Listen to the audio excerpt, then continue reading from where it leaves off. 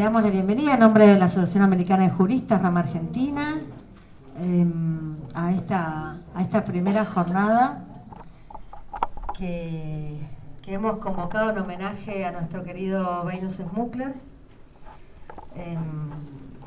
con motivo de recordar su obra, su vida, su militancia, ya que nos dejó en el plano físico, al menos en el otro, ¿no?, en febrero de este año.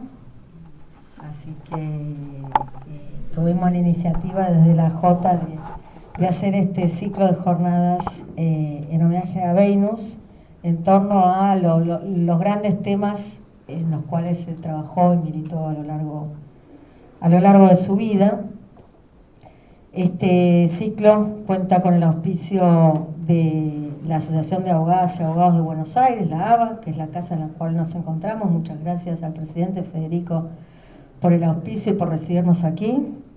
La Asociación de Abogadas y Abogados Laboralistas, Justicia Legítima, la APDH, Asamblea Permanente por los Derechos Humanos, la Liga Argentina por los Derechos Humanos, el Instituto Espacio para la Memoria y el Llamamiento Argentino Judío. Así que muchas gracias a todas estas organizaciones e instituciones hermanas con las que siempre trabajamos por acompañarnos en este ciclo de jornadas de homenaje. Bueno, como les decía, este ciclo va a estar compuesto de 3 jornadas temáticas en torno a las distintas áreas de trabajo y de militancia de Venus. La primera de las cuales es esta, que lleva por título La defensa de los derechos humanos, y la segunda será el miércoles 16 de agosto, sobre la defensa de la soberanía y la autodeterminación de los pueblos, y la tercera jornada será el miércoles 13 de septiembre sobre la justicia.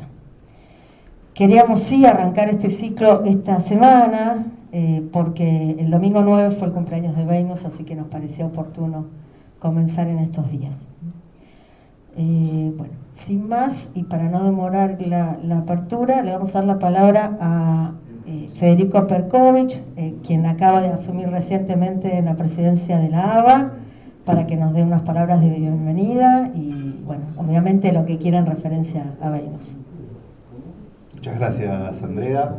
Justamente es esa la primera intención, de darle la bienvenida a todos y a todas a la Asociación de Abogadas y Abogados de Buenos Aires. Para nosotros es un enorme placer recibirles justamente para estas jornadas de homenaje, a las que enseguida y con todo gusto aceptamos la propuesta de la Asociación Americana de Juristas, con quien compartimos valores, militancia y sobre todo un montón de personas que forman parte de las dos instituciones, como Venus, a quien conocí aquí en la asociación, y tuve el gusto de la primera comisión directiva que integré es la que Venus presidió esta asociación en el año 2007, y tengo, más allá de la admiración por su trabajo y por su militancia, tengo también un gran recuerdo personal de mucha empatía, de mucha cercanía, y bueno, es una parte enorme de esta casa. De hecho, hace unos poquitos meses iniciamos un ciclo aquí en la asociación por los 40 años de democracia, y quisimos distinguir a las entidades y a las personas que contribuyeron a la recuperación y a la consolidación de la democracia y a las transformaciones del derecho, y una de las personas que surgió unánimemente en la comisión directiva fue Venus. Así que les reitero que es un gusto para nosotros poder recibir este ciclo de actividades de las que vamos a participar, y me quedo atento a esta actividad y a las demás para homenajear a Venus y a través de lo que seguramente ustedes van a contar. Muchas gracias.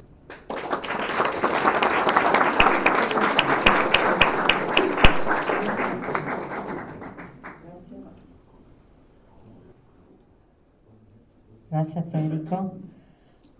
Bueno, tenemos una nota de adhesión de la Federación de Entidades Culturales Judías de la Argentina, el ICUF, que saluda la iniciativa del homenaje.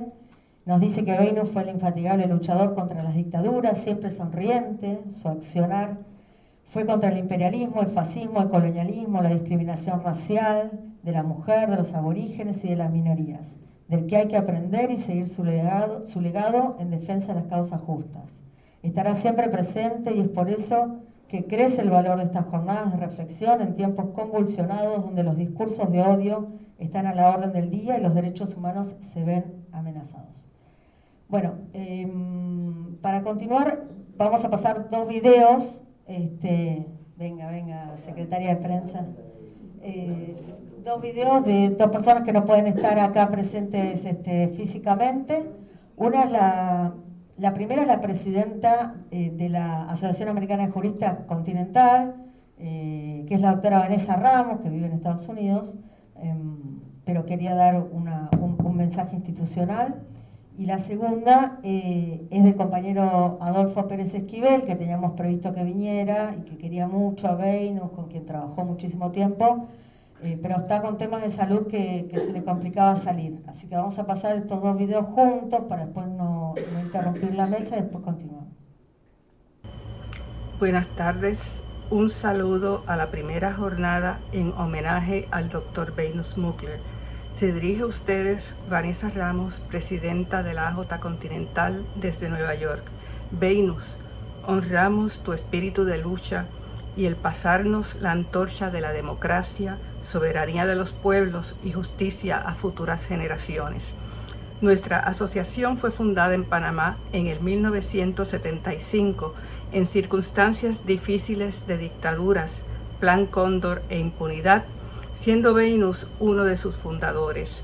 Desde su fundación, la AJ defiende la autodeterminación de los pueblos, la soberanía del Estado sobre sus riquezas y recursos naturales, la acción contra el imperialismo y el colonialismo, la paz basada en la coexistencia pacífica entre estados de diferentes sistemas económicos y sociales, los derechos humanos de la mujer, de los pueblos originarios, la independencia de la judicatura y la protección del ejercicio de la abogacía. Estos principios quedan plasmados en esta jornada y en el rol instrumental que Venus tuvo a nivel nacional, regional e internacional. Estos son la defensa de los derechos humanos, la defensa de la soberanía y autodeterminación de los pueblos, la justicia. Les cuento que Venus estuvo presente en la Conferencia Mundial de los Derechos Humanos de ONU en Viena en 1993 y abogó por todos los derechos humanos. Allí se respaldó la creación de una relatoría especial sobre la violencia contra la mujer, la proclamación por la Asamblea General de un Decenio Internacional de las Poblaciones Indígenas y la solicitud de la ratificación universal de la Convención sobre los Derechos del Niño. Nos corresponde, siguiendo las enseñanzas que nos dejó Venus, continuar denunciando la vulneración del sistema democrático en la provincia de Jujuy ante la ilegal reforma constitucional violatoria de la Constitución argentina y la brutal represión a las protestas sociales contra la misma. Exigimos el cese inmediato de la represión y nos solidarizamos con los trabajadores, las comunidades indígenas y campesinas y todo el pueblo de Jujuy, abogando por la plena vigencia de los derechos humanos. Es sabido que años atrás Venus comprendió las necesidades de los pueblos indígenas. Creo que ello se fortaleció con su visita a Salta en 1992 y reuniones con referentes wichis como la histórica Octorina Zamora. Seguimos marchando por la memoria, verdad y justicia para los 30.000 desaparecidos, los nietos y nietas, hijos e hijas secuestrados durante la dictadura. Mantendremos vivo el reclamo del pueblo argentino de soberanía sobre las Islas Malvinas. Beynus fue defensor de la independencia de Puerto Rico, el Sahara Occidental, el pueblo palestino y la devolución a Cuba del territorio en que está la base naval de Guantánamo. Beynus fue observador internacional en Gaza, invitado por la AIJD, donde fue testigo de la brutal represión israelí. Beynus tuvo siempre presente que desde la doctrina Monroe hasta hoy, los tentáculos del imperio, en colaboración con oligarquías y gobiernos títeres en nuestra región, pretenden revertir nuestras conquistas y criminalizar los movimientos sociales y de afirmación de identidades, como son los movimientos campesinos e indígenas, organizaciones feministas y comunitarias, organizaciones LGBT, sindicalistas, estudiantes, defensores de los derechos humanos y del medio ambiente y medios de comunicación alternativos. No olvidemos el golpe contra Allende el 11 de septiembre de 1973 como antesala. En muchas de nuestras conversaciones hablábamos sobre el fortalecimiento de las instituciones de integración regional y el no ceder los espacios conquistados. Por eso, la AJ tiene el deber de continuar con el legado de Beynus en la lucha por la protección de los derechos humanos y soberanos de nuestro continente. Tal como hizo y haría Beynus, denunciemos las operaciones de inteligencia por el gobierno de los Estados Unidos junto a colaboradores locales y conglomerados mediáticos que pretenden destruir los avances logrados en los organismos de integración regional como CELAC, UNASUR, ALBA y Mercosur.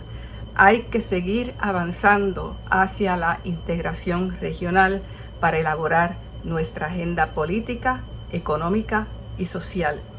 Exigir el fin de las medidas coercitivas unilaterales contra Cuba, Venezuela y Nicaragua y la devolución de Guantánamo. Exigir el retiro de las bases militares estadounidenses y la presencia del Comando Sur en nuestro continente por ser amenazas a la paz, la vida y la existencia del mismo planeta.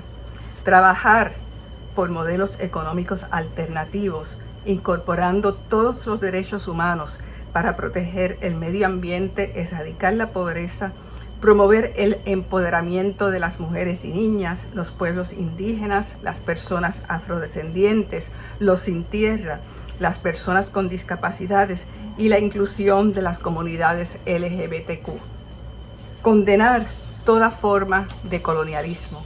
Exigir se respeten los derechos colectivos de los pueblos indígenas reconocidos por el Convenio 169 de la OIT y la Declaración de Naciones Unidas sobre los Derechos de los Pueblos Indígenas. Apoyar al pueblo palestino en su resistencia contra la ocupación de Israel y exigir la libertad de los prisioneros palestinos en cárceles de Israel. Apoyar la ratificación del Acuerdo de Escazú y la campaña global para un tratado vinculante sobre las actividades de las empresas transnacionales y luchar contra el lawfare. Gracias, Beynus, por ser guía y maestro.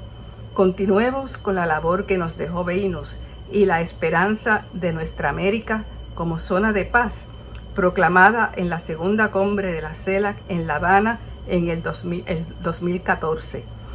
No hay paz sin justicia social, económica y ambiental. Con una resistencia organizada, humanista y solidaria, con una Latinoamérica y el Caribe como zona de paz, otro mundo será posible. Hasta la victoria siempre. Les mando un abrazo solidario y en este momento que nos reunimos algunos a distancia para homenajear, recordar al hermano, al amigo Beynus Smukler, que partió, pero no se fue. Venus está entre nosotros en su pensamiento, en su testimonio y en la militancia. Recuerdo muchas cosas con Venus. Una de ellas, cuando fue en el año 93 en Viena, en la Reunión Internacional de Derechos Humanos de Naciones Unidas, fue una de las figuras predominantes en tratar de fundamentar y marcar la situación de América Latina para que se tome en cuenta. Ahí también propusimos el derecho de los pueblos, el derecho al desarrollo, el derecho a la soberanía, a la autodeterminación y al medio ambiente. Venus en ese momento acompañó todas estas formas, estos pedidos, y también quiero recordar que Venus tenía un gran humor. Era, a pesar de tratar los temas densos, complicados, tenía una forma de participación muy amigable y muy buena entre todos los participantes, pero también una capacidad de crítica y de fuerza frente a la política de Estados Unidos con América Latina. Y en ese sentido, Venus siempre, en toda su accionar, tuvo esa presencia y esa amistad que compartimos en muchísimas oportunidades, como en las reuniones que hacíamos en el SARPAC del IEM, en el Instituto para la Memoria, que sigue funcionando a pesar de lo ocurrido. Y siempre su presencia, su orientación, fue para nosotros una guía. Así que les saludo y Venus, en donde te encuentres, te envío un fuerte abrazo y sabes que desde aquí te recordamos. Te recordamos por tu amistad, por tus enseñanzas y por tu militancia. Así que a cada uno y una de ustedes también les saludo fraternalmente y les deseo mucha fuerza y mucha esperanza. Entonces, la idea es ahora continuar con el compañero Olivier Rebursín. ¿Está bien? Perfecto. Representante de la Liga Argentina por los Derechos Humanos, y agradecemos también a varios de los compañeros integrantes de la Liga que están acá presentes. Muy buenas tardes a todas, a todos, a todes. En primer lugar, agradecer a la AJ esta iniciativa del homenaje a Venus y de un mismo modo, en representación de la organización que hoy represento, que es la Liga, que nos hayan permitido ser parte de la convocatoria. Estamos muy orgullosos de ser parte de este acto, porque quienes lo conocimos a Venus nunca dejó de sentirse un liguista. Hoy seguramente muchos de los compañeros que están aquí en la mesa intentarán también traer, no me privaré yo de traer alguna vivencia, pero a mí se me ocurría, y lo planteé a Claudia Roca y a quienes organizaron la jornada, la necesidad de pensar por ahí en mi tarea actual, que tiene más que ver con la investigación histórica, tratar de contar un poco, después de una serie de entrevistas que hicimos allá por el año 2010 con Venus y con otros compañeros para un libro sobre la historia de la Liga que salió publicado en forma digital en el año 2017, traer un poco qué significó militar, la abogacía militar, los derechos en los años 60, que es precisamente cuando Venus se va a incorporar a la Liga, y a partir de los años 63, 64, él mismo no recordaba en la entrevista de cuándo fue exactamente, no lo pudimos chequear porque muchos de los archivos de la Liga se han perdido, se han han sido, para salvar vidas hubo que perder archivos en muchos años de la historia argentina, y eso también surge de esto que vamos a hablar hoy.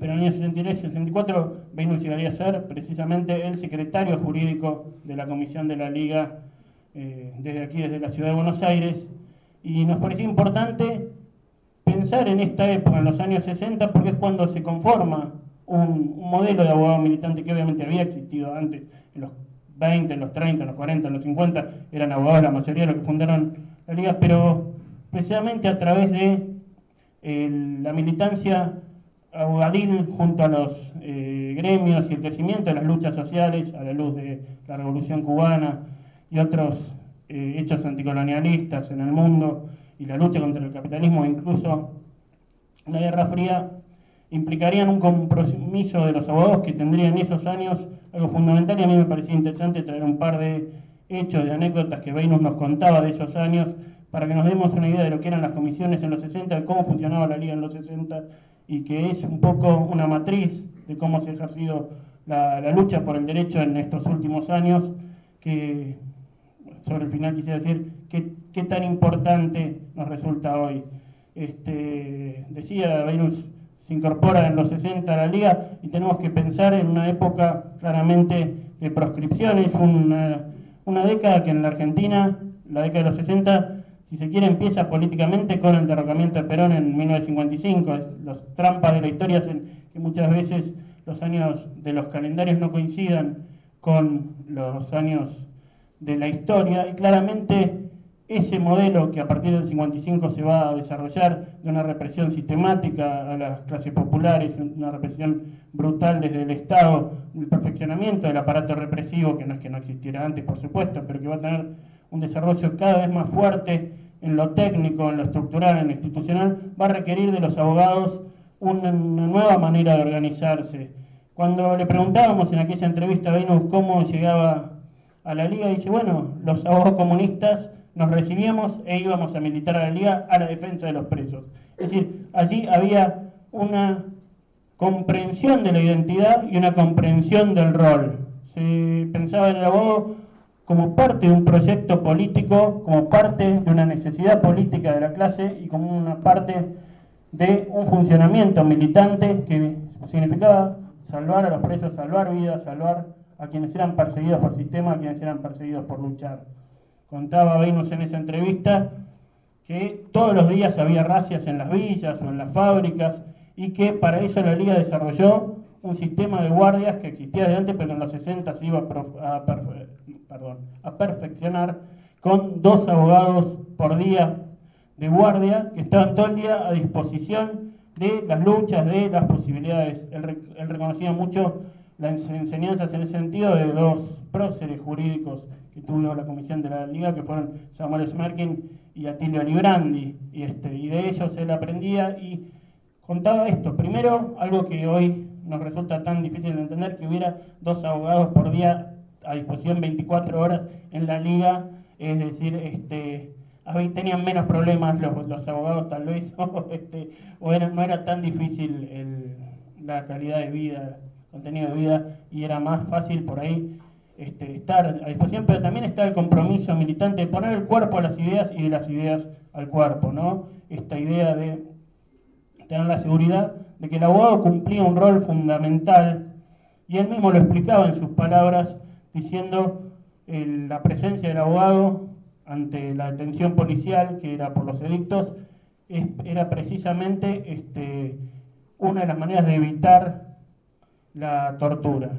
La propia realidad de la Liga y de esos años 60, si uno ve los actas de los congresos y todo de los 60, todos son en advocación del fin de los presos políticos, del fin del Plan Conintes, que fue ese experimento represivo dispuesto a partir de un decreto ya de la época del peronismo, pero que se aplicaría durante el gobierno de Frondizi, básicamente para perseguir a luchadores sindicales y populares, y que sería en muchos sentidos el principio de muchos de los métodos del terrorismo de Estado, de la militarización, de la persecución sistemática a los luchadores.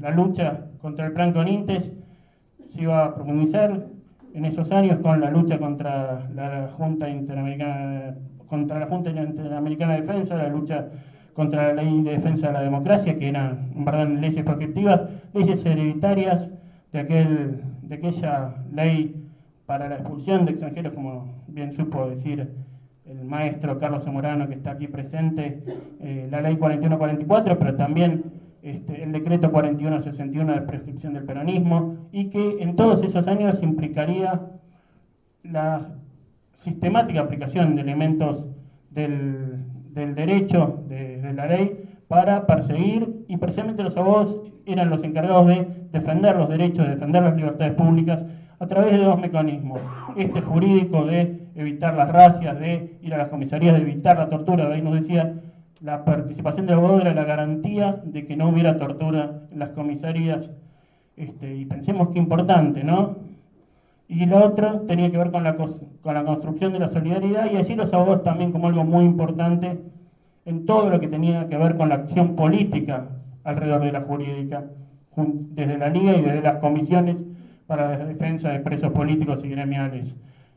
Trabajar con la familia, trabajar con la solidaridad con los amigos, con los compañeros de fábrica, plantear esto como si fuera una defensa realmente de clase, fue uno de los avances que los 60 mostraron como algo fundamental. Si las comisiones ya habían sido construidas por la Liga en las décadas anteriores, en los 60, si uno mira los documentos, claramente va a ver que fue la gran innovación del momento, el gran desarrollo del momento, y en ese sentido la participación de Beynus fue fundamental. Al punto, quiero señalar esto del valor de los abogados comprometidos en los 60, que la década va a terminar precisamente con el secuestro de un abogado de la Liga, que fue Néstor Martins, y su cliente Nildo Centeno, y fueron precisamente las comisiones jurídicas plurales, de las que participaron enorme cantidad de compañeras y compañeros. Hay un trabajo muy interesante hecho por Memoria Abierta, lo recomiendo, donde está el testimonio de Beynus, de Alberto Peroncini, de Pedro Galín, de Mario Landaburu, digamos, donde claramente se queda muy claro lo que fue todo ese trabajo en los años 60, donde se combinó la acción política directa con la acción jurídica de los abogados, convirtiendo al abogado en un militante técnico, pero también un militante político, y viceversa, y esto es lo más importante.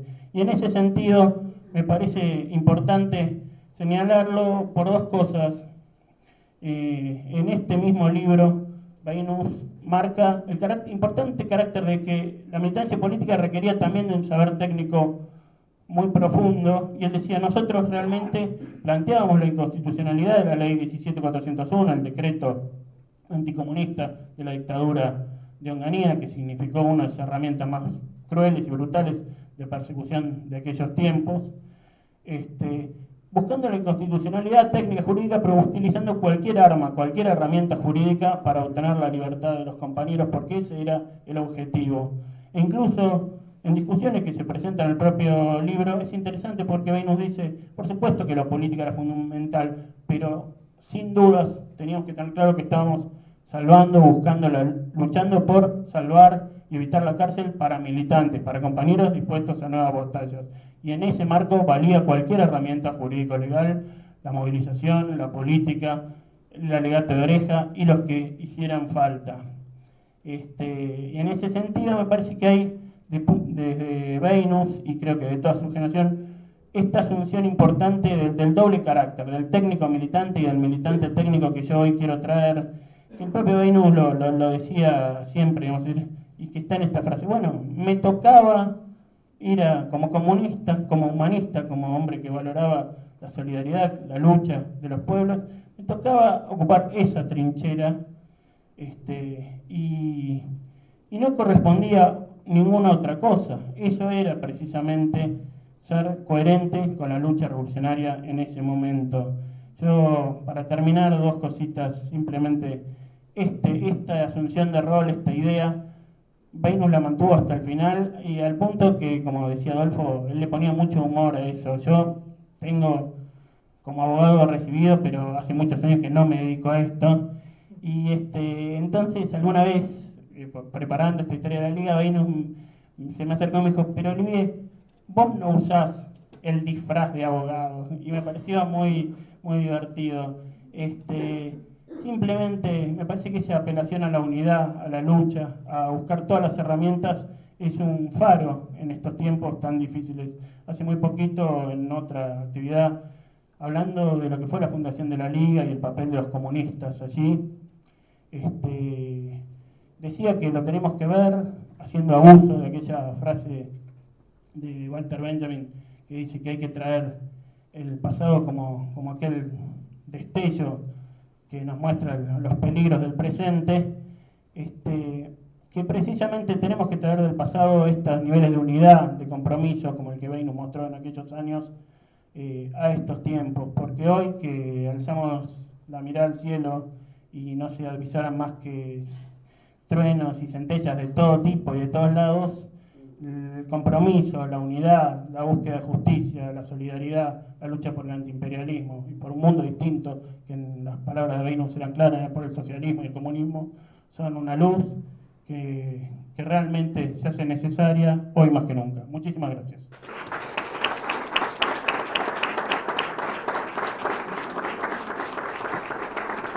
Muchas gracias, Olivia. Bueno, como ustedes saben, Venus era destacado integrante de todas las instituciones que se encuentran aquí en esta mesa. Esa es la razón por la cual hemos constituido así la mesa. También se encuentra presente Cintia Bención, la presidenta de la Asociación de Laboralistas, que también conformó Venus en su momento, y varias amigas y amigos de todas estas instituciones. Así que muchas gracias por haber venido. También una parte importante de la familia de Venus, que abogadas, las nietas, Milena, Mariana, que está por allá. Los hijos no llegaron todavía, pero bueno, algunos de los hijos creo que van a llegar por acá. Su compañera Claudia, que también está acá, obviamente. Así que, y su hermana Luisa, que está ahí adelante, que también es colega. Así que tenemos una hermosa compañía acá en esta jornada. Brevemente, leerles la adhesión de la Asociación para la Recuperación de la Memoria Histórica por los Crímenes del Franquismo en Argentina, que adhiere a las jornadas, destacando la lucha de Venus y su apoyo inclaudicable en la causa por los crímenes del franquismo, porque el derecho a la verdad, a la justicia, es lo que permite construir una memoria histórica para la propia identidad y para las nuevas generaciones. Seguimos luchando, llevando en alto los ideales por los cuales miles de republicanos y republicanas perdieron sus vidas en defensa de una sociedad más libre e igualitaria. Por la tercera, claro, de ahí usan la expresión de la República, que era A por la tercera, salud y república. Bueno.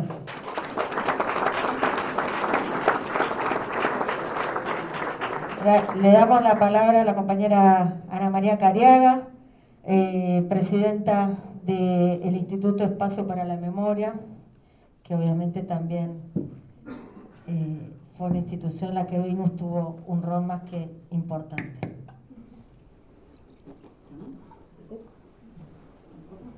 Bueno, ¿qué tal? ¿Cómo están? Es un gusto enorme para mí, un honor estar acá con ustedes, homenajeando a nuestro querido Venus, con esa mirada, esa sonrisa, esa foto tan hermosa, con su sombrero, como andaba por la vida. Yo voy a compartir unas palabras que son para Venus y son de Venus también, porque él está presente acá en este escrito. Lo primero que quiero decir de Venus es que lo extrañamos mucho, que nos hace falta por todas las razones que se esgrimieron acá y que también agregaremos. Y me gustaría nombrar a este homenaje como elogio al compromiso. Y elijo esa palabra porque, por supuesto, podemos destacar en primer lugar el compromiso que tenía Venus con los derechos humanos. Venus tenía un profundo compromiso con los derechos humanos, pero no reducido a un enunciado liberal del derecho, sino pensado desde su formación teórica, política, académica, y también con un enfoque integral que no dejaba jamás de lado su perspectiva marxista. Y esta dimensión estaba dada no solamente por su práctica, su praxis militante, podríamos decir, sino por su modo de abordaje dialéctico de la problemática a analizar, siempre. Recuerdo una vez que lo fui a entrevistar para incluir su testimonio, su opinión en un curso, un seminario de posgrado interdisciplinario de la Facultad de Psicología de la UBA, y me preguntó mucho más él a mí que yo a él para pensar la perspectiva de su intervención. Hoy se diría texto y contexto. Esa era su posición en los diversos ámbitos en los que participaba. No voy a olvidar, no vamos a olvidar, porque estoy segura que Lita, Sidi, Luis, bueno, todos los compañeros del instituto y que compartimos con él los diversos ámbitos y las tareas del Instituto Espacio para la Memoria, coincidimos en esa apreciación respecto de su compromiso, su dedicación, su entrega, para aportar siempre una mirada colectiva, plural, amplia, inteligente y a la vez rigurosa en los propósitos y en la tarea cotidiana. Cualidades le sobraban, ya muchas se dijeron acá: sencillez, humildad, bonomía, generosidad. Estaba siempre atento para ofrecer lo que podía y más también. Yo digo siempre que si amar es dar lo que no se tiene, Beynus amaba mucho, porque siempre estaba dispuesto a dar mucho más de lo que se tiene, de lo que una o uno tiene.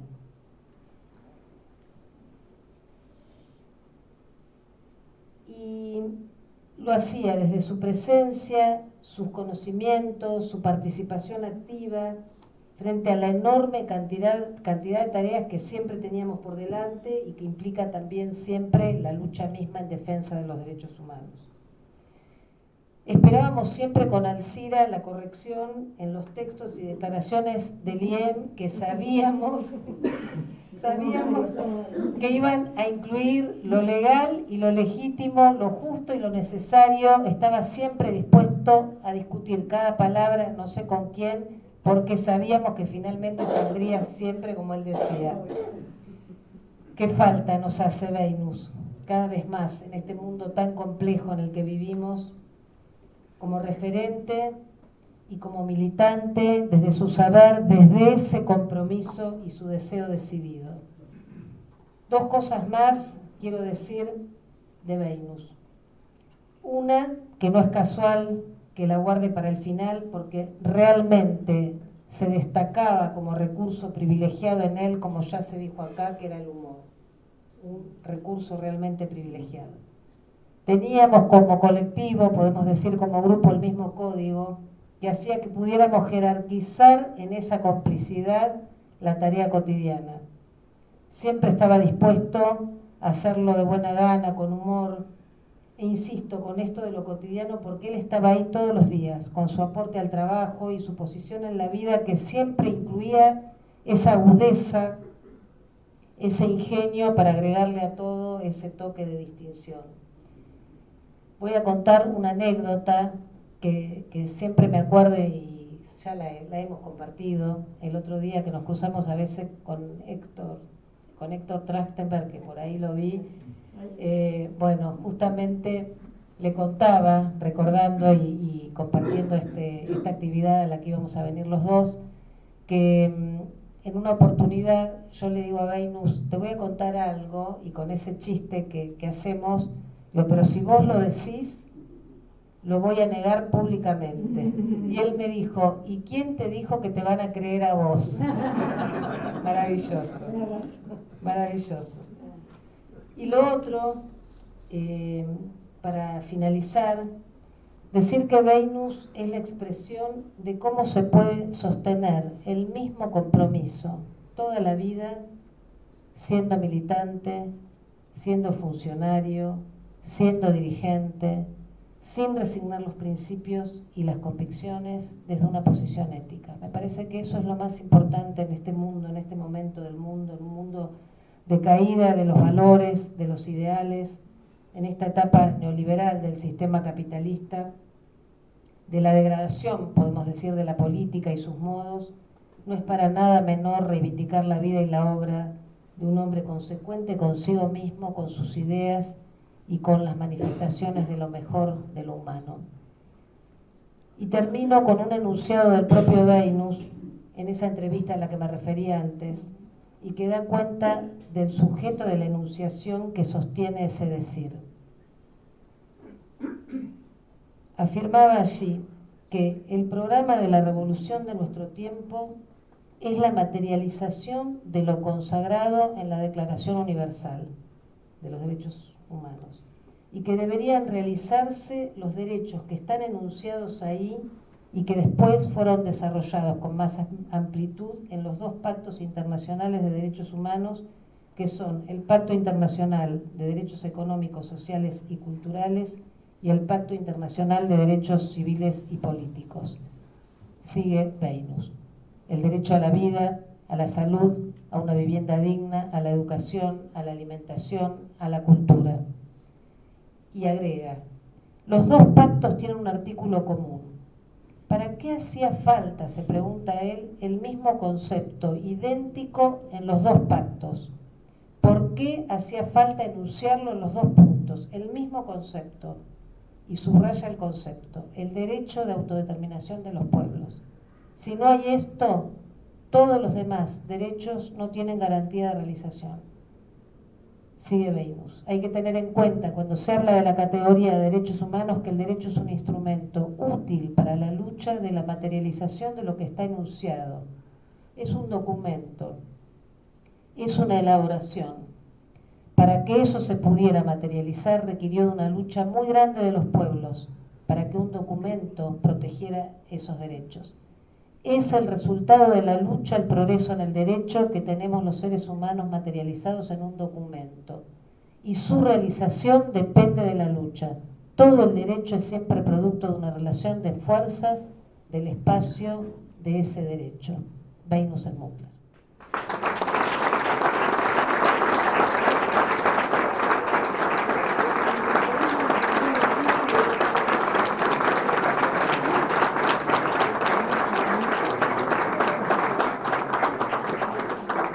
Gracias, Ana María.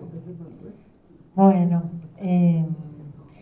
le queríamos decir que Norita Cortiñas estaba anunciada porque hasta hoy a la mañana venía, pero bueno, está medio delicada de salud, está con unos temitas y bueno, ahí también tenemos que cuidar a nuestra gente, así que le dijimos que se quedara tranquila, que hay 2 jornadas más, así que en las próximas 2, cuando ella quiera, puede venir a las 2 si quiere, bueno, ya saben cómo. Pero ella, bueno, una de las últimas fotos hermosas que hay de Beynus es con Norita en la marcha del 1F acá en Tribunales. Así que sí, Norita lo quería mucho. Bueno, vamos a dar la palabra entonces a continuación a la compañera Soledad Astudillo, que es la presidenta de la APDH, la Asamblea Permanente por los Derechos Humanos, institución de la que Beynus fuera uno de los fundadores. Gracias. Muchas gracias. Buenas tardes. ¿Se escucha? ¿No? ¿Hola? Ahí. Había que acercarse. Buenas tardes a todos y a todas. Antes de por ahí mencionar lo que pensaba compartir con ustedes en nombre de APDH, varios y varias hicieron referencia al sentido del humor de Beynus. Y quiero compartir algo que es muy personal, es una historia familiar, no tiene que ver tal vez tanto con esto, pero sí con Beynus. Yo tenía una tía que trabajaba en un estudio jurídico y que en alguna oportunidad tuvo la posibilidad de participar en un congreso, creo que era en Sudáfrica hace muchos años, y la particularidad que tenía esta tía era que nos gustaba mucho escuchar sus anécdotas, en general, todo lo que había vivido, había paseado mucho, nosotros no habíamos salido creo más de la provincia de Buenos Aires, entonces nos alucinaba escuchar sus anécdotas. y hablaba mucho de ese viaje a Sudáfrica, donde se habían reído, y digo, era un congreso, era algo que tenía cierta formalidad, pero bueno, también estaba, a mí de eso no recuerdo nada, pero sí todas las anécdotas, sí todo lo que se contaba alrededor de ese viaje, lo que se habían divertido. Pero muchos años después, muchos años, viendo un álbum de fotos, descubrí que ese viaje estaba Venus, el hombre con el que yo estaba militando, compartiendo espacios en APDH, pero lo supe muchos años después. Bien, volviendo, digo, a la tarea que me toca hoy, quiero celebrar, digo, las jornadas que se organizan desde la Asociación Americana de Juristas, pero que nuclea, como ya vimos, a muchas otras organizaciones e instituciones, y esto me parece que da cuenta de quién era Venus. Agradecerles la posibilidad que tenemos como APDH de participar, y a mí en lo personal de poder representar al organismo. No deja de ser una responsabilidad enorme hacerlo siempre, pero aún más en estas jornadas, por esto que yo les decía, yo lo conocí bastante poco, o milité o compartí algunos espacios con Venus, y bueno, y esto hizo, esta invitación, esta propuesta hizo que volver a los compañeros, las compañeras del organismo a evocar recuerdos, anécdotas. Lo primero que vimos era Venus se incorpora a la PDH formalmente en el 2007, lo cual era como, conociendo la trayectoria de él, era como muy nuevo. Yo había ingresado en el 2002, después charlando con esos compañeros que estaban, y compañeras a cargo de las actas, de la formalidad que tienen estas instituciones, entendíamos, bueno, que uno empieza a militar y a participar en algunos espacios, y después, mucho tiempo después, muchos años en algunos casos, viene esa formalidad de incorporarse. Sí, yo cuando llego a la PDH, allá por el 2002, era común escuchar hablar de Venus, y a mí, digo, eso me resonaba por un nombre que no había escuchado hasta el momento, y escucharlo a Ernesto Moró hablar mucho de Venus, a Miguel Montserrat, Alicia Arbón. Entonces yo hasta ese momento no lo había conocido, no lo había visto, pero sí tenía alguna referencia de quién era Venus a partir de las discusiones, de las charlas, las actividades que se producían ahí en el organismo. Bueno, y en estas conversaciones con compañeros y compañeras de la PDH, entendíamos que hablar de Venus era hablar, un poco lo que se dice acá, de las luchas por los derechos humanos en Argentina, ¿no? Venus era una persona de muchas trincheras a la vez, una persona hiperactiva, lo vimos en la televisión los últimos días, en las audiencias en el Congreso. Yo lo vi por televisión, yo estaba en mi casa, me acuerdo. Bueno, digo, y esto de participar en muchas, bueno, esta mesa que conformamos acá da cuenta de eso, de las muchas luchas encaradas por Venus. Entonces, digo, hablando con compañeros y compañeras, bueno, ¿cuáles son esas luchas? ¿Cuáles son esas que se encararon desde APDH? Bueno, ahí apareció una dificultad, un poco tal vez por el tiempo transcurrido, y el apelar a la memoria a veces falla. Pero también entendíamos que era una característica de Venus esto del trabajo siempre con otros, del trabajo colectivo. Lo sabemos quienes militamos en derechos humanos, que solo es mucho más complicado y mucho más difícil.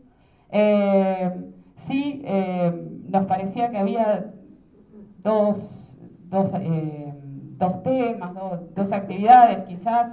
Una tenía que ver con nosotros como APDH somos miembros del Comité Argentino de Solidaridad con Palestina, donde ahí se organiza un tribunal ético, acá tengo el nombre, Tribunal Ético a la Ocupación y Colonización por Israel en Palestina, defendiendo lo que se mencionaba acá, el derecho a la autodeterminación del pueblo palestino en este caso, y condenando las políticas, las violaciones a los derechos humanos por el Estado de Israel. Y el otro es un tribunal ético contra la intervención militar en Estados Unidos, en América Latina, donde se buscaba determinar las responsabilidades éticas, políticas, jurídicas, de que una fuerza militar operara libremente en la región, ¿no? Y lo que determinábamos también era, bueno, más allá de este objetivo, más allá de ese veredicto, había una mirada clara en difundir estos temas, en concientizar, en difundir a la opinión pública, y que necesariamente eso, digo, además del aporte conceptual, del aporte teórico, se transformó en una tarea pedagógica, en una tarea docente. Y creemos que esa es una de las tareas imprescindibles que desarrolló Venus, ¿no? Que todas esas múltiples luchas encaradas y esa tarea pedagógica docente es lo que permite que otros podamos aprender, podamos escuchar, podamos tomar esas luchas, podamos tomar esas banderas y seguirlas. Y por eso esto que decían hoy, Venus no está, pero está. Digo, están todos y todas las que estamos continuando esas trincheras que dejó Venus. Así que muchas gracias.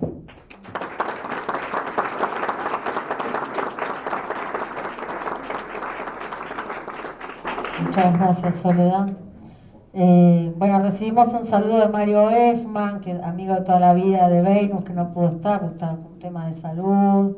Bueno, por suerte hacemos otras 2 jornadas, ahí tendremos oportunidad que se sumen. Alejandro Zimmerman, que es el hijo de Toto Zimmerman, también amigo de toda la vida de Venus, nos manda un saludo y una adhesión. Él actualmente es el presidente del Instituto de Derechos Humanos del Colegio de la Abogacía de Avellaneda Lanús, así que también envío una adhesión. Entonces, para continuar, le damos la palabra a Claudia Roca, presidenta de la rama argentina de la Asociación Americana de Juristas. Bueno, buenas tardes a todas, a todos. Muchas gracias por estar hoy acá, por compartir este momento. En nombre de la organización a la que pertenezco, hay cosas que ya las dijo nuestra presidenta continental, así que, así como con el resto de todas las ideas y recuerdos y reflexiones que se han compartido acá, voy a tratar de evitar reiteraciones. Quizás lo que sí pudiera hacer es hacer una suerte de exposición de motivos de este encuentro. Algunos también ya han surgido, pero quiero decir que surge permanentemente entre quienes nos encontramos y nos conocimos muchos gracias a Venus, ¿no? Porque esta es una de las características también, era una suerte de fuerza centrípeta, ¿no? Que lograba concentrar en espacios y organizaciones a personas increíblemente afines a pesar de venir de circunstancias, de ideas políticas, de grupos sociales distintos. Sin embargo, ahí estábamos reuniéndonos con Venus como vehículo. Decía que lo que surge todo el tiempo es qué momento difícil, ¿no? ¿Por qué son tiempos difíciles? Quizás la palabra sería tiempos violentos, pero de una violencia diferente, con un contenido diferente, porque tiene muchos contenidos.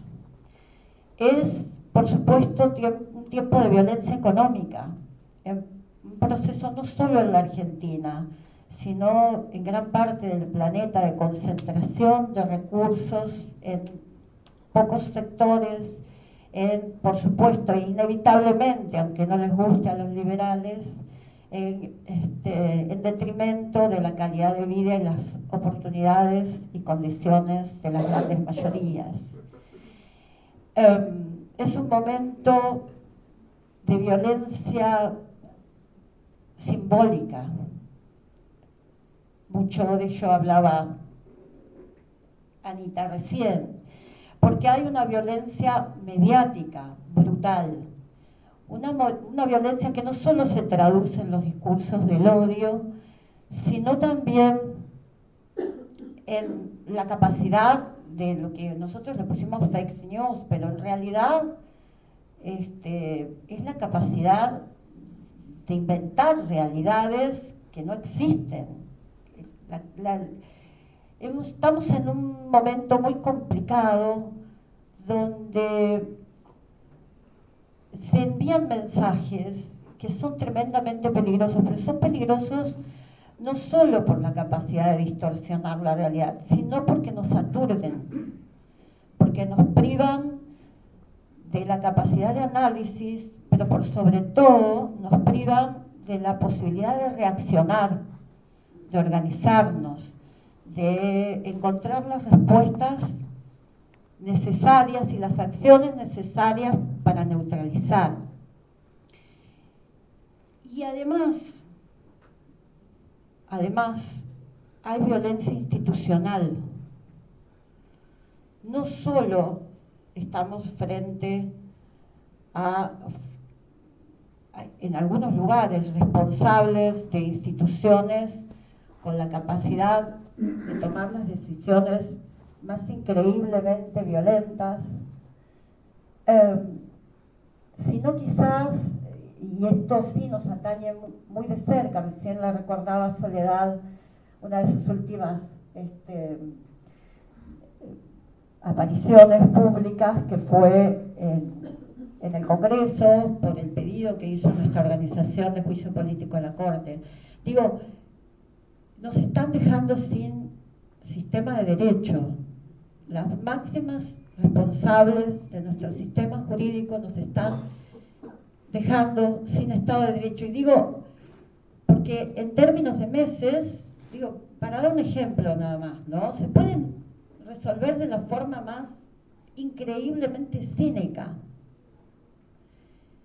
Puede decir que hay caso federal en la Corte y suspender una elección, y puede decir, como hoy, que no va a opinar sobre la candidatura de Jorge Macri porque no hay caso federal. Y esto no lo dijo con el término de 2 o 3 años, porque quiero decir, esto antes ni la derecha más rancia lo hacía, porque tenían un poco de prurito, aunque sea estudiaban un poco y trataban de fundamentar a derecho algunas cuestiones. Hoy eso no está pasando. Y esto nos abruma. Y por supuesto que además es violencia física, la acabamos de ver en todo su esplendor en Jujuy. Para cuando no pueden contener el descontento social, ya hay paros.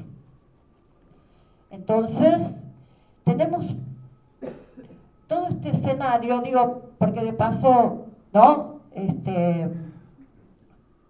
La oportunidad, como ya se ha dicho, es indispensable condenar la violencia en Jujuy, porque es un modelo de París que se puede extender y no lo vamos a permitir. No lo vamos a permitir. Ahora bien, ¿y entonces por qué este encuentro? Porque Venus sigue dándonos respuestas, sigue dándonos pautas. Y esto ha surgido aquí inevitablemente de todo lo que hemos escuchado. Porque todas las personas que por afecto, por respeto, por referencia, por vínculos, hoy nos encontramos en este espacio, tenemos mucho por hacer en términos civilizatorios. No es casual que hoy estemos aquí, y hay muchísimos más que por algunas razones no han venido, otras organizaciones que estarán en el segundo o en el tercer encuentro. Es un modo de entender la sociedad, la vida, la convivencia, y esto es lo que nos une con la persona que hoy nos convoca.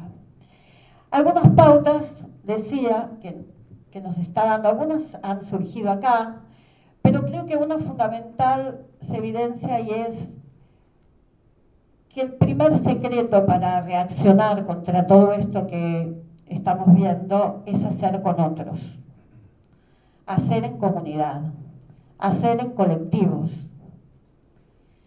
Y esto es lo que ha sido el origen de lo que contaba hoy Adolfo, o contaban los compañeros, contaba Oli de los 60, ¿no? Esta concepción de que el hacer es con otros, es colectivo, no hay salvadores individuales, no los puede haber, no, mucho menos en estos tiempos.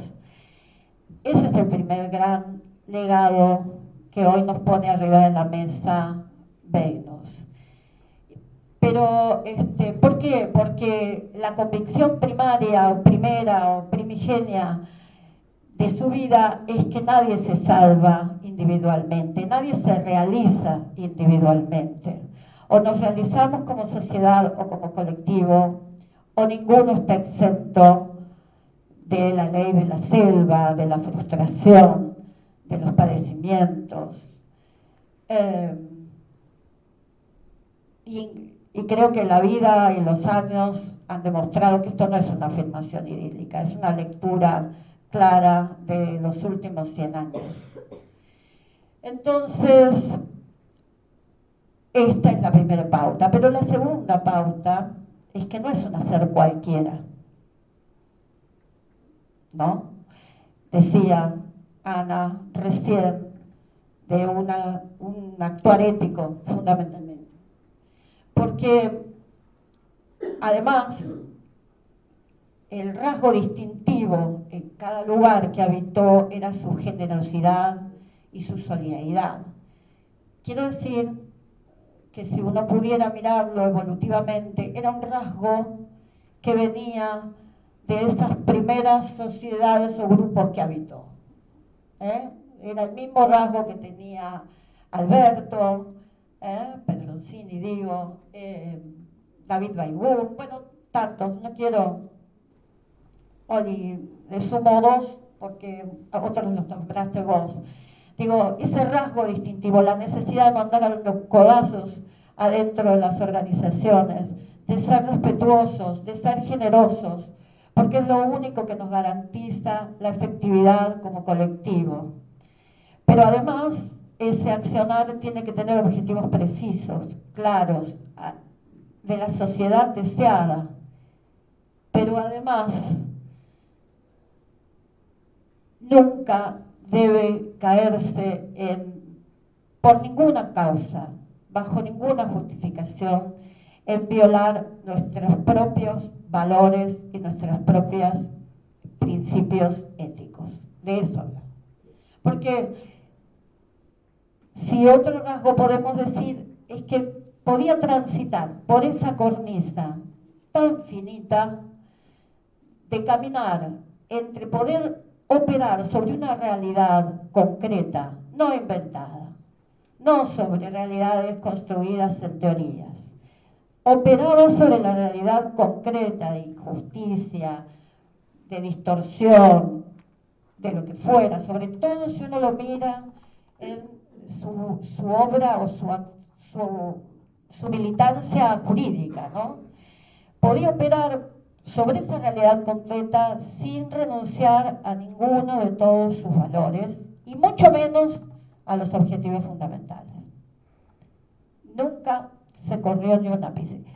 Esa es otra de las pautas que nos tiene que dar para nosotros, para estos tiempos. Porque estamos escuchando mucho esto de que bueno, ¿no? Lo que pasa que lo que se puede, más o menos, vamos viendo, ¿no? Y es peligroso.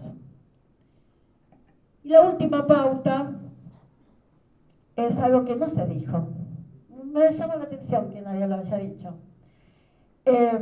Hay una líder feminista, Dora Barrancos, que habla ella de su optimismo preventivo. Venus tenía un optimismo crónico.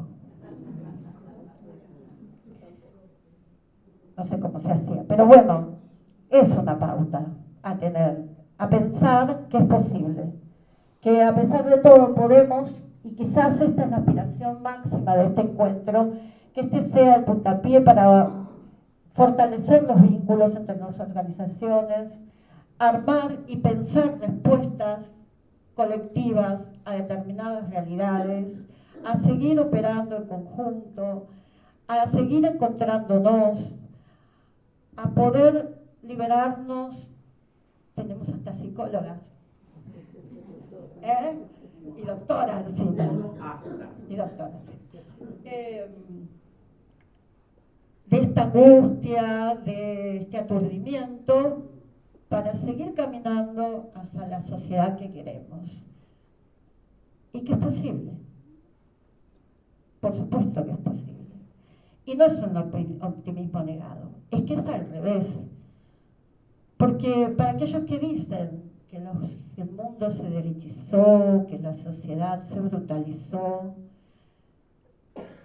lo más importante es pensar que mientras sigan existiendo las mayorías necesitadas, mientras sigan existiendo injusticias, mientras las grandes masas de todo el mundo pretendan una vida mejor, vamos a seguir siendo necesarios y va a seguir siendo necesario que nos organicemos y vamos a seguir soñando y exigiendo justicia, derechos humanos, igualdad.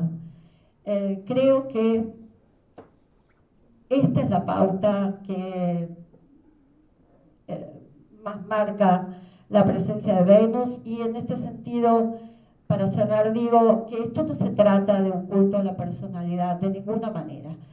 Se trata de una acción necesaria, casi un acto de defensa colectiva de nuestros espacios. Es necesario recordar, revisar, escuchar, pensar de nuevo.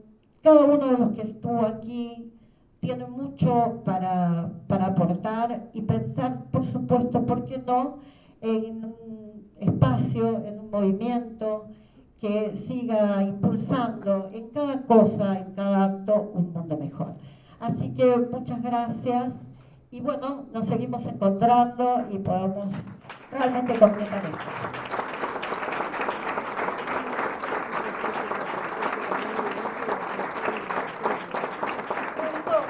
Una pauta más que no dije, Anita, la voy a decir. Otra de las pautas que decía es que la CIA estaba siempre rodeada de mujeres, siempre rodeada de mujeres. Toda la organización está, es más, ya van a ver videos, siempre hay mujeres, siempre lo hay. Por eso es yo cierto, pensé todas que las no dijo algo que no dijo nadie, no nos animamos a decir. No es cierto, pero yo te voy a decir, Pilar, ¿por qué? Porque a mí me lo dijo, ¿por qué? Primero porque decía que eran más lindas que los hombres. Y segundo porque él creía que la fuerza revolucionaria más poderosa para cambiar el mundo eran las mujeres.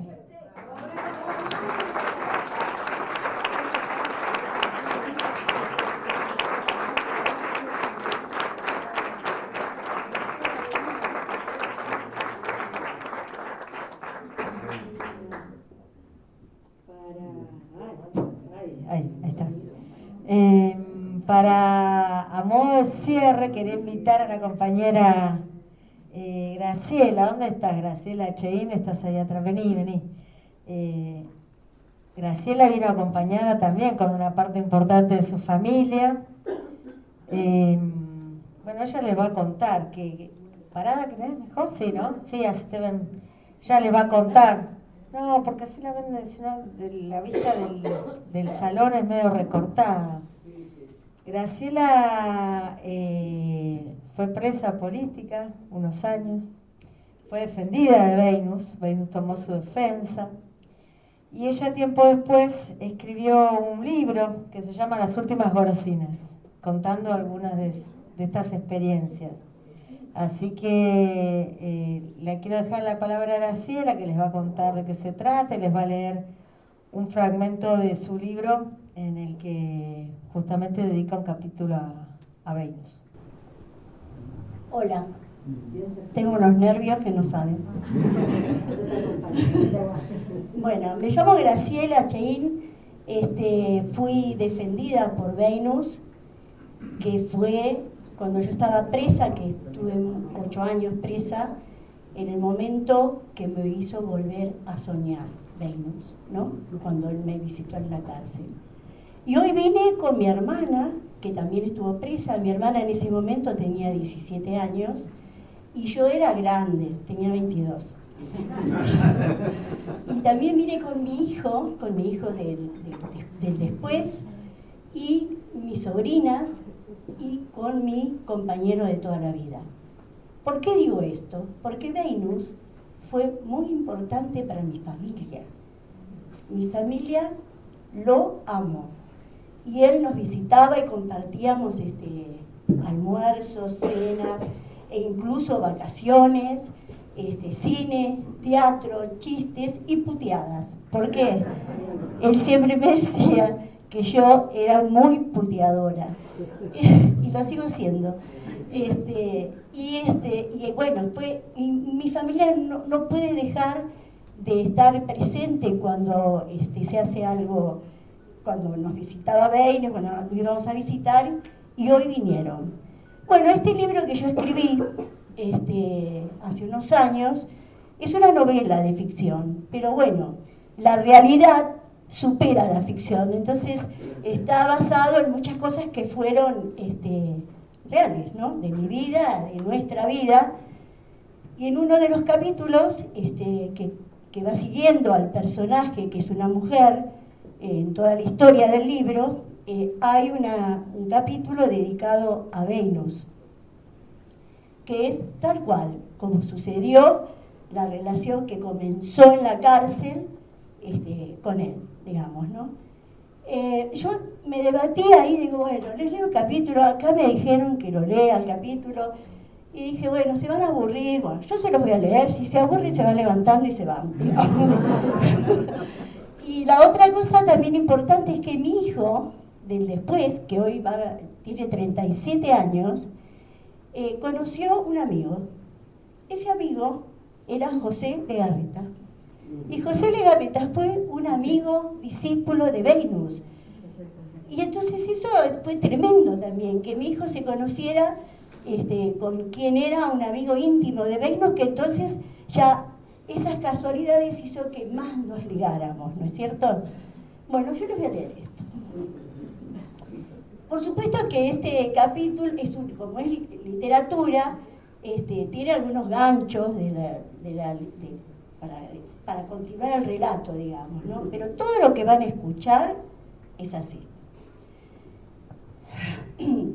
¿Cuánto hacía que no lo llamabas por teléfono? ¿Cuántas veces te enfrentaste al aparato? Siempre el mismo miedo. Nunca habías dejado pasar tanto tiempo. El temor a no saber qué decir, a parecer hambrienta de risas, a equivocarte, a que el pasado te atrape. Preferías aislarte.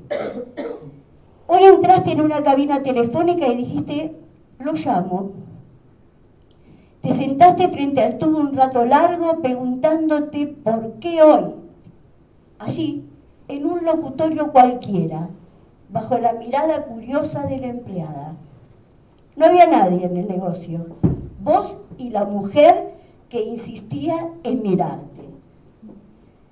Levantaste el auricular, los números llegaron con rapidez a tus dedos, pero se resistían. Las falanges endurecían, se aflojaban, y uno, y luego el otro, y el otro, mientras tu corazón seguía el ritmo del teclado. Los recuerdos pugnaban por ordenar a la memoria, esa memoria tuya tan frágil, rebelde, desordenada, selectiva, y que en múltiples oportunidades te traicionaba. ¿Recordaste con el tubo en la mano cuando él apareció en la cárcel unos días antes del 9 de julio de 1980, con un sobretodo gris, el sombrero a lo Humphrey Bogart y la voz del locutor diciéndote desde el cuadrado del vidrio, que era el locutorio del vidrio, ¿no? Me llamo Benjamín, tu madre me vino a ver y me convenció. Ya no defiendo a presos políticos, pero esta vez accedí. ante tu silencio desconfiado y asombrado de oír una voz masculina, una noticia de la vida exterior, de percibir una mirada distinta, continuó. Cumplo años el 9 de julio. Nací en un desfile. Lo dijo con la sonrisa en los ojos y en los labios, cosa que no dejó de hacer en todos los años que compartieron. La risa, el humor y la ironía fueron una constante. Lo mirabas clavando tus ojos a los suyos. Era del Partido Comunista y yo era del PRT. ¿No te acordás si en ese momento ya se había desafiliado o fue después? ¿No te gustaba esa agrupación política? Disculpen, acá que sí que hay varios. Si lo dijiste con el tiempo, te dio la confianza para hacerlo. ¿Cómo está mi madre?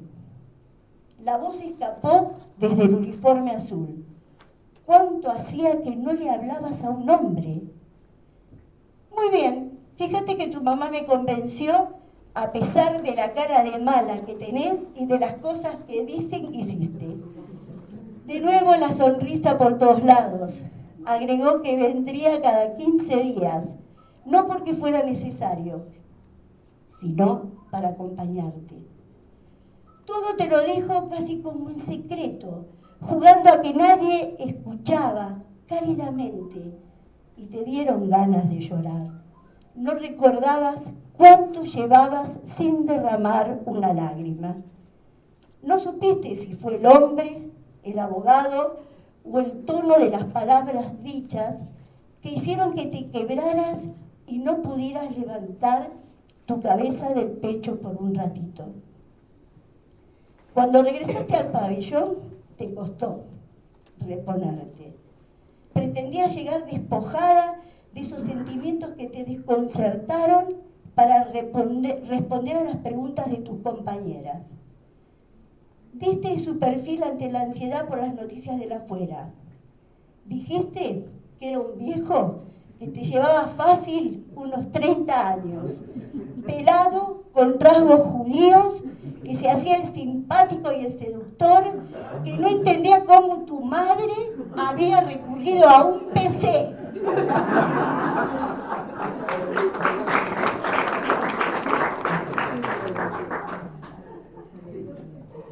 El teclado cometió un error. Reiniciaste el marcado de los 8 números con lentitud. Te enamoraste. No fue el amor romántico. No fue el deseo de lo imposible. No. Te enamoraste de su humanidad, de sus pensamientos, de su imaginación, de su buen humor, de la compañía quincenal. Conociste otra forma de amar. Y lo hiciste porque él quería tu libertad, porque te despertó el instinto, creías que no ibas a salir de allí y te invitó a soñar de nuevo. Al principio le hablabas solo lo necesario, te esforzabas en disimular tus deseos y querías evitar que se diera cuenta de que lo esperabas. Con el paso del tiempo te entregaste a la seducción de los ojos que se humedecían cuando te hacía hablar de vos. Le contaste del problema con tu hijo, le hablaste acerca de las cosas que extrañabas o lo que harías cuando estuvieras en libertad. Compartiste con él la muerte de Alicia País en el hospital. Con angustia le dijiste que no la atendieron, en una fuerte crisis de asma que la dejaron morir, y la lloraste como todavía no habías podido hacerlo. Te sentiste extraña cuando soltaste una carcajada. Pensaste si no se escuchaba como un graznido. Te dio vergüenza de haber perdido la risa. Sabías que ellos te escuchaban por el micrófono, pero no te importaba. Querías disfrutar de ese momento. No querías perderlo. Lo obligaban a esperarte y despedirte sentado. Durante la noche imaginabas cuán alto sería. Cuando saliste en libertad, se llamaban en forma continua, eran amigos. Sucedió durante los primeros años. lo invitaste a comer comida árabe que preparó tu mamá, porque él era judío y nosotros éramos árabes. Llegó con su mujer, la pasaron a las risas toda la noche. Tomaron unos buenos vinos que dieron aroma a las emociones. El vínculo continuó. Había que hacerle juicio al Estado. Así conociste a su secretaria, 25 años más joven que él, luego fue su pareja y tu amiga. Pasaron juntos vacaciones, cenas, almuerzos, cines, teatros, más separaciones, porque incluso me hizo el divorcio del anterior. De la actual, tengo acá varios abogados que me voy a llevar las tarjetitas. De nuevo su primera mujer, sus nietos, los tuyos, sus hijos, y el tuyo, que no terminaba de serlo. Fue a él quien confiaste que habías conocido a Juan Ignacio, el actual. Te divertía verlo con su sombrero a lo Bogart y el sobre todo gris. ¿Cómo lloraste cuando te olvidaste en el tren el regalo que le habías comprado? Igual fuiste hasta su estudio, le contaste y él contestó: qué lástima, justo era lo que quería. ¿Por qué dejaste pasar tanto tiempo sin llamarlo? ¿Recordaste aquel 24 de noviembre cuando él muy serio te preparó para el primer juicio en boche de esa época? Lo había solicitado para tratar tu caso y se lo autorizaron sin público. Te aconsejó que te negaras a concurrir a tribunales porque él tenía miedo que yo puteara. Y que recordaras que el 12 de diciembre de 1982, a las 10 de la mañana, él estaría pidiendo tu inocencia e inmediata libertad. Y fue el día 26 de ese mes que te contó que habían reducido los 11 años de reclusión por 7 de prisión, quedando la condena cumplida. Y pronta a salir si te eximían del decreto del PEN. Pero para los que no saben acá los abogados, persona detenida sin causa ni condena a disposición del Poder Ejecutivo Nacional.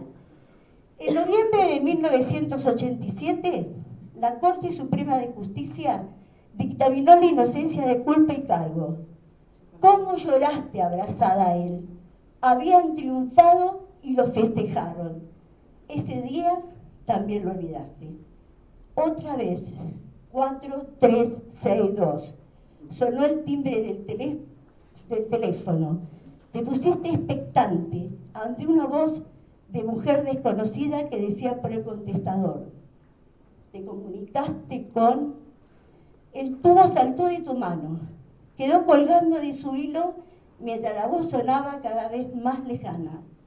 Con la nuca pegada en el vidrio del box, cerraste los ojos e inspiraste hondamente. Pensaste que él te hubiera comprendido.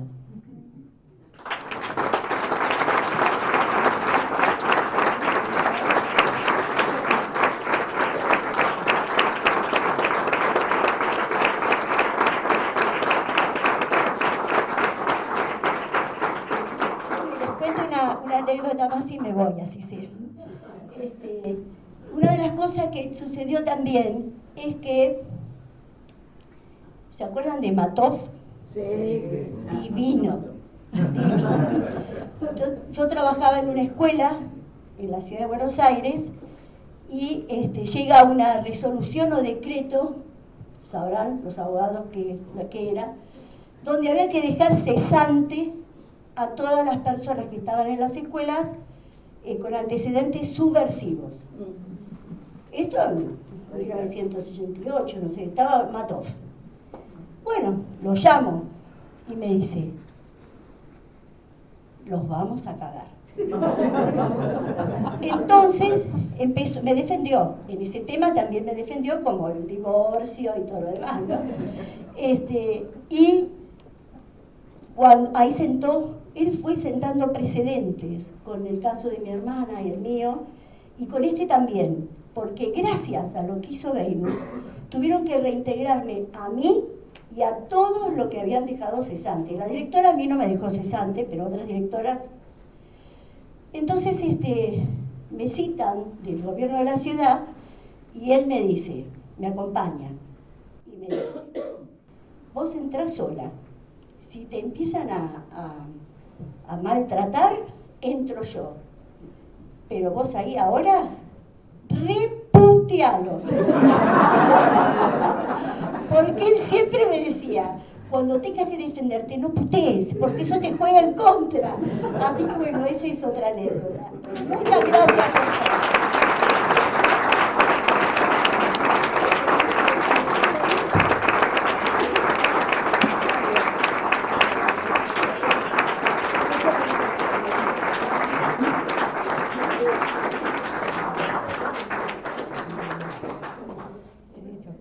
Bueno, menos mal que le iba a costar hablar a Graciela. ¿Cómo será cuando no le cueste? Bueno,